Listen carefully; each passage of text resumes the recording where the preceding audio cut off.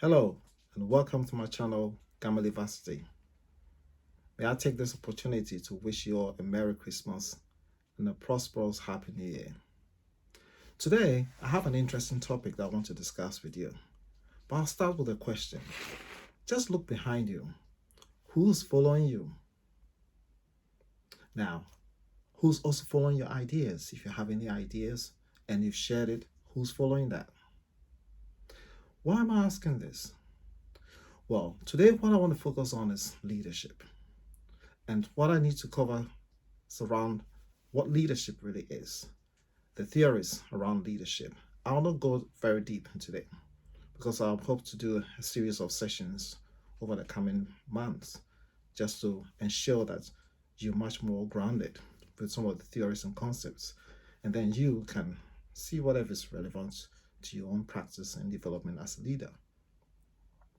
Do you believe leadership can be taught? Or you believe leaders are actually born? Well, these are some of the questions I want to answer. So just sit back and relax and take the ride with me as we go forward. So much has been written about leadership. I mean, when you Google about leadership, you find quite thousands of articles written about leadership. Yet, organizations still need to spend billions into developing and training their staff in leadership. What exactly does leadership really mean? Now let's look at the definition of leadership here. Leadership is an act of influencing, and by influencing, you're influencing people to achieve a common goal. So if you're influencing people to achieve a common goal, does it mean that you got leadership abilities, or does that really mean you are a leader? Well, until the early 20th century, the main approach to leadership was what we refer to as the trait leader. Trait means that you have certain characteristics, innate characteristics. You were born with it. And so much has been written about the trait and leadership approach. So it's either you were born with those qualities or you sort of did not. Now, some of the qualities of a trait leader are courage, the ability to rise to power, confidence, boldness, and also intelligence and self and determination. These are necessary qualities that during the early 20th century were seen to be much more preferred for someone to be in a leadership position. So anyone who possessed those qualities automatically fitted into a role of leadership. What happened was that leadership approach actually did not look at one's performance. How did one actually perform? As long as you had those qualities, it meant you were a leader. And so most organizations, just put other people into leadership roles. And when you look back also around the World War era time, you realize that the main prevailing concepts around leadership was a command and control structure. Now, that approach clearly won lots of military battles. And so during the early 1950s, so after the World War, you find that most organizations started using that approach, the command and control, approach to leadership. And most of our parents, for my dad was in the military, and one of his, leadership approach was a command and control approach. Obey before you ask questions, basically, And so most people who grew up around that time certainly would have a different leadership perspective because it was seen to be much more, positive in yielding results. But then, way back in the 50s as well, there was a research that was done by two main, researchers. These were researchers who were looking at other ways in which leadership can actually be developed because they believe that leadership can be taught. And so they did a study around Ohio State University and Michigan, and then came out with, the behavioral leadership approach. So with the behavioral leadership approach, The main focus was on tasks and then relationship. That leaders needed to focus on the tasks that people were asked to do, so the policies, the procedures, the standard operating protocols, and also on relationship, ensuring that you build supportive, structures, and you listen, you mentor people.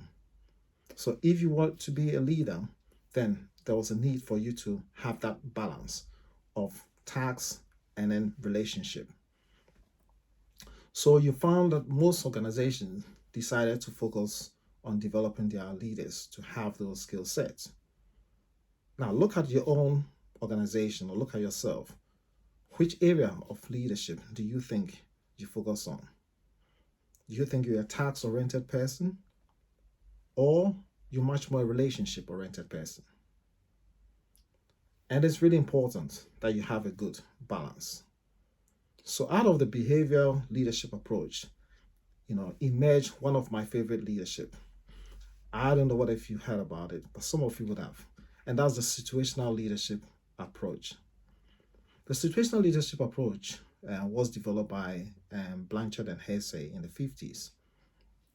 But Ken Blanchard has gone on to improve on it. Now he calls it the situational tool leadership approach. Now, the main characteristic of this model of leadership is that it says no one leadership approach, fits all situations. As a leader, you need to be able to adapt, which is really important, isn't it? But for you to adapt, there are certain qualities or expectations that the leader must exhibit.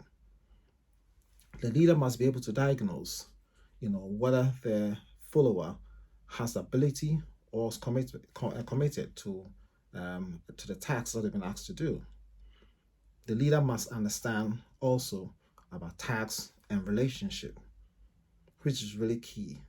But then, by knowing about tasks and relationship, you should be able to diagnose the commitment and ability of that particular person.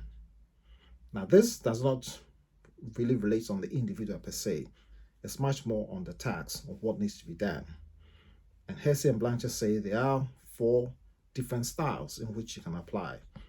One of them is the supportive style, or the directive style, or the delegative style, and then the coaching style.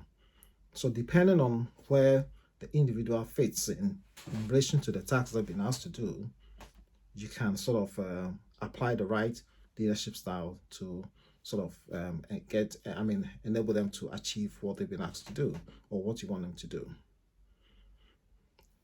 But also in the 50s, we had Ken Lewin giving us 3 different leadership models.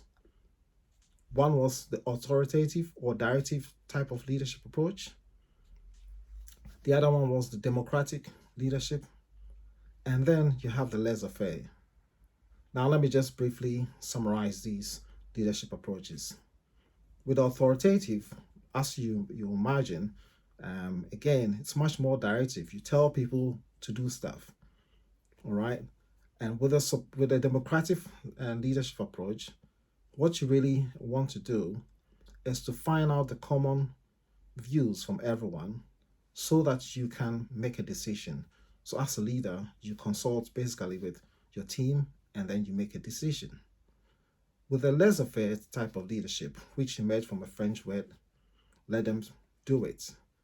Basically, you allow people to do what they've been asked to do, and you're much more less directive, and you expect them to report back to you. Now, when you look at your own leadership approach and you think about these leadership models that I've explained, which one do you see commonly in your practice? At home, in the community, or at work? Do you see much more of an authoritative or directive type of leadership? Or you see much more democratic type of leadership? Or you see the laissez-faire type of leadership? Which one do you think relates much more better to you and your own core beliefs?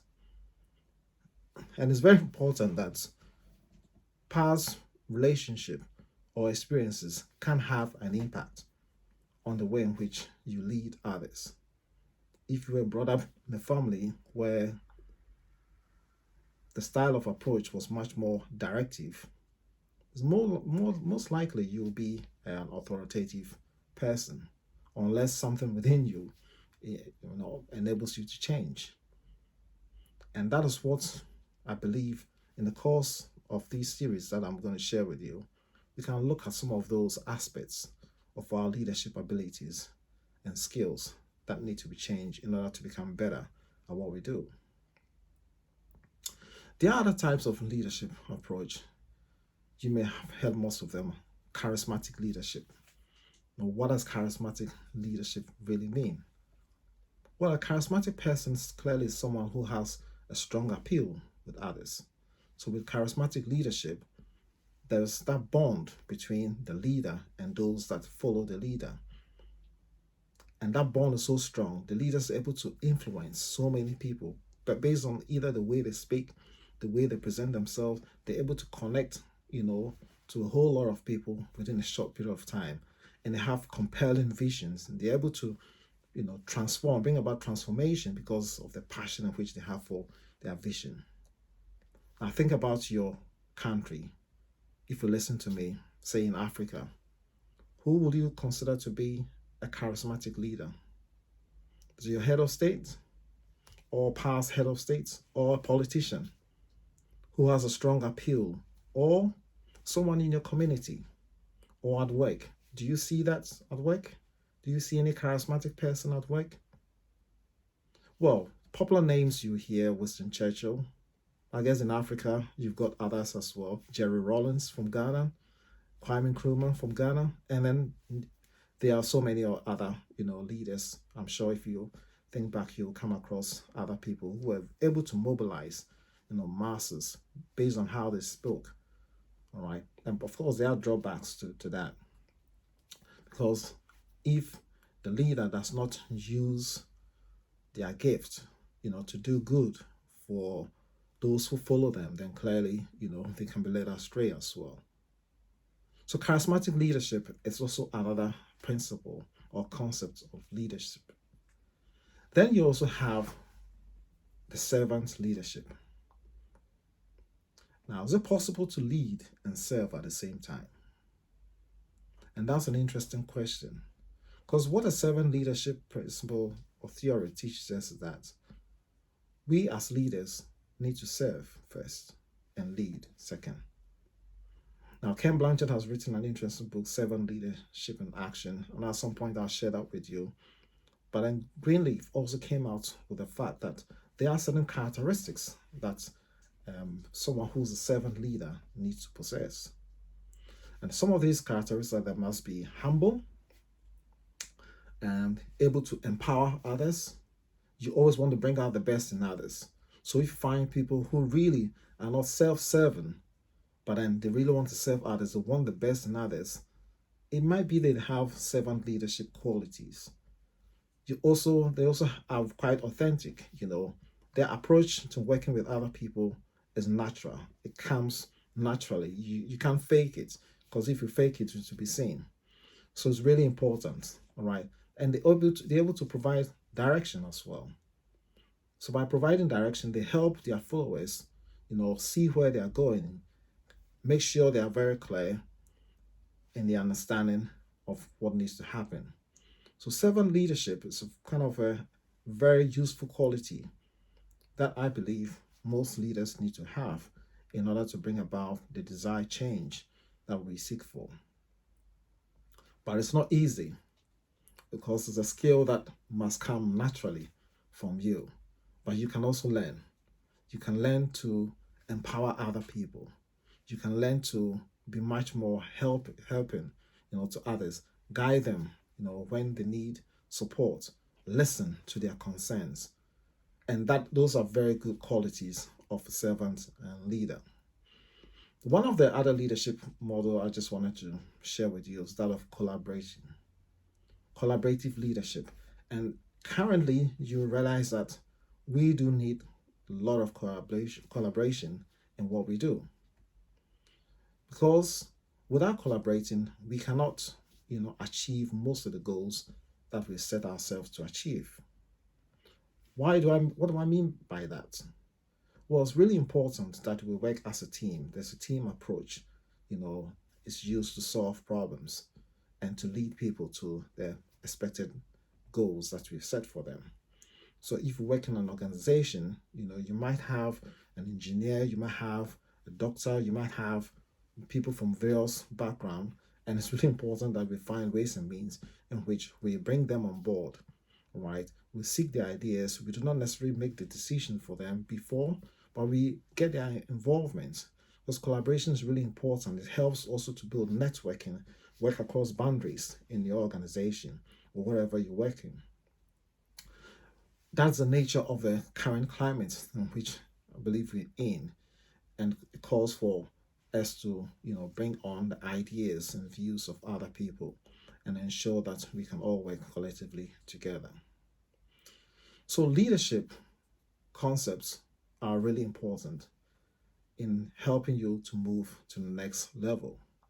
When I learned that leadership was more about influence, it really changed the way in which I saw leaders and myself. I felt, well, if I could influence people with my ideas, then clearly I had leadership ability. It did not mean that I need to be in a higher position. As long as I can influence people who are in high authority or people that are around me with my ideas and concepts, it meant that I had leadership qualities. Now, anytime you ask people, do you think you're a leader? Most people tend to think about the position.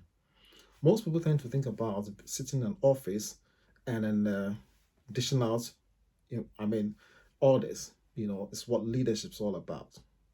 But as you can see, leadership is a teachable and learnable skill. It's about influencing people to achieve a common goal. So if you look behind you and there's no one following you, then in most cases you're not a leader. But if you look behind you and people are following you, then you are a leader. But then if people are not following you, does it mean that you cannot develop that skill? I believe not. I believe you can develop the skill. You can develop the skill to become a better leader because leadership is a practical thing. It's not something that you read in books and then that is it. You have to practice it. And you can practice these skills at home, in the community, wherever you are. So when you look at it, almost everyone is a leader. Because at home, who makes the decisions at home? You have lots of potential to influence your family, your siblings, your community. As long as you can influence people to get your ideas and concepts, that is the leadership skill. So, what I want to leave with you today is leadership is a teachable skill, but you ought to practice it. And historically, people have taught that unless you were born with those innate abilities, you do not possess the leadership qualities. But we've learned that that has changed. You can possess those leadership qualities by learning. Some of the skill sets you can learn, depending on which leadership model you feel is much more appropriate to you. The key and most basic factor there of every leader, I believe, is trust. Without trust, I'm not sure you're going to get anyone to follow you. All right. So it's really important for us to develop trusting relationship. And relationship is really important because you need to understand your people, your followers, very well. By understanding them, you can show love, empathy, and you can be humble as well. Um, when we move away from being self-serving leaders to serving others, that is where I believe we can achieve great results. And it's not easy, especially when you work in an organization where there's a hierarchy. Hierarchy, which we said emerged from the command and control structure. If you work in such an organization, I know that's not that easy, but it can change. And there's a lot of work ongoing now to try and turn the hierarchy upside down, you know, so that you can embed collaborative working skills as well. So, In the next few series that I'm going to share with you, we'll be going a bit more deeper to look at some of the concepts of leadership and how you can make a difference being an effective leader. You hear a lot about transformational leadership, being a change leader, inclusive leader, diversity leader, authentic leadership. There's so many out there. But then there are very useful books as well that gives you ideas and experiences from others.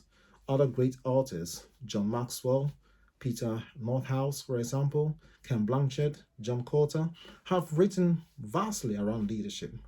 And there are other aspects around leadership which we'll be covering in the coming weeks. So I want to leave this with you, and I believe you have, enjoyed what, I've shared. If that's the case, why not subscribe and like this video and have a Merry Christmas and look forward to a prosperous New Year. All the very best. Bye for now.